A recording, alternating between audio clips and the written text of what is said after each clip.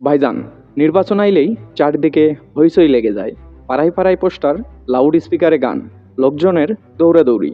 কিন্তু ভাই, এই জোরজার এর পিছনে আসলে কি আছে?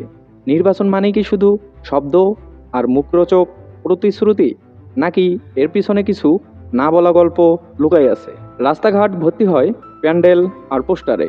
এক একজন কয়, আমাকে এই দিন, আমি বদলে দেব। কেমনে বদলাইবা ভাই? গতবার যে কইছিলা বেকার সমস্যা শেষ করব, তার তো কোনো খোঁজই রাখে না কেউ। চালের বস্তা, শাড়ি, লুঙ্গি, মোবাইল রিচার্জ সব কিছুই পাওয়া যায় ভোটের আগে। ওই সময় হঠাৎ জনসেবার উৎসব লাগে। কিন্তু ভোট শেষ, কেউ আর কারো খোঁজ নেয় না। বাবা ভোট দেবেন, কিন্তু কাকে দিবেন বুঝতেছেন না। ছেলে বলে ওই দলটা ক্ষমতায় থাকুক, চাকরি পাইতে সুবিধা হইবে।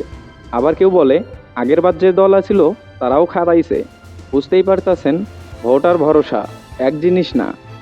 সবার মুখে মুখে আমরা উন্নয়ন করুম, দুর্নীতি কমামু, সবার আগে কাজ দেমু, অথচ গ্রামের রাস্তায় এখনো হাঁটলে জুতা কাদা খায়। হাসপাতালে গেলে ডাক্তার নাই, স্কুলে বই নাই।